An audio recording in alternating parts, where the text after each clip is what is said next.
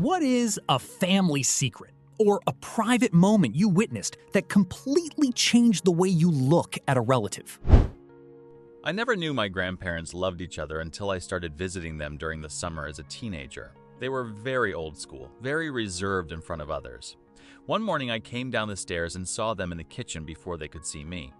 My grandma was sitting at the table with her coffee, reading the paper, and my grandpa brought her breakfast before gently petting her head.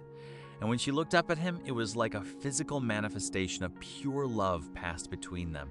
She smiled at him and reached up and patted his hand, and he leaned down and kissed her forehead in a way that still brings tears to my eyes when I think about it.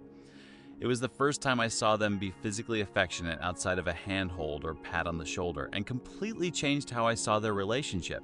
After that moment, I paid better attention and saw the ways they loved each other without words, and when no one was looking, and saw so many quiet examples of a deep love. They were married 65 years.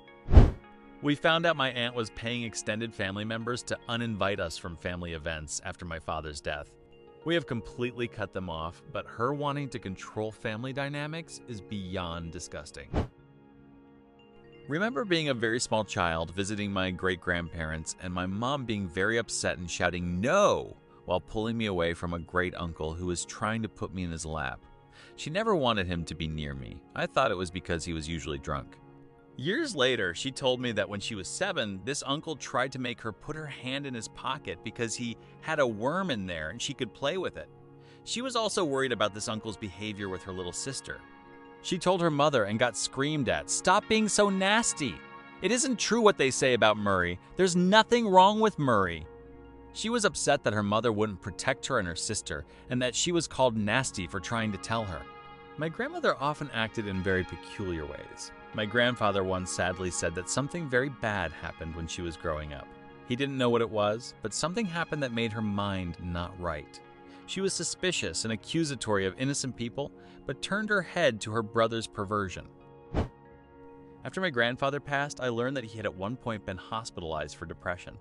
The man was a mountain, outdoorsman, engineer, professor, veteran, and despite seeming grumpy and gruff, was very compassionate and playful with us grandchildren.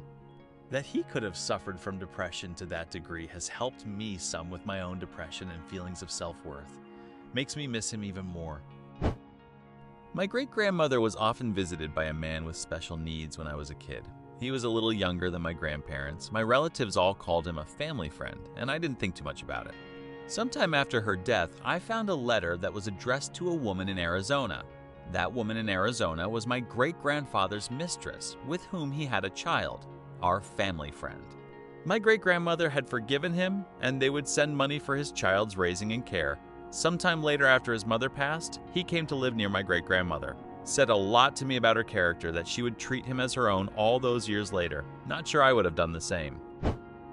Someone in my family owned several houses and allowed working poor people to stay in them for a pittance.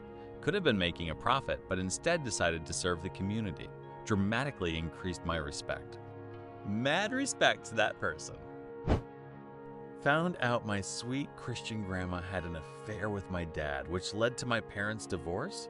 My mom kept it a secret for over a decade because she didn't want me to look at my grandma any differently. Wasn't surprised by my dad's actions, but will never be able to look at my grandma the same way. She was also married to my grandpa when this happened. He's passed now, thought and never found out.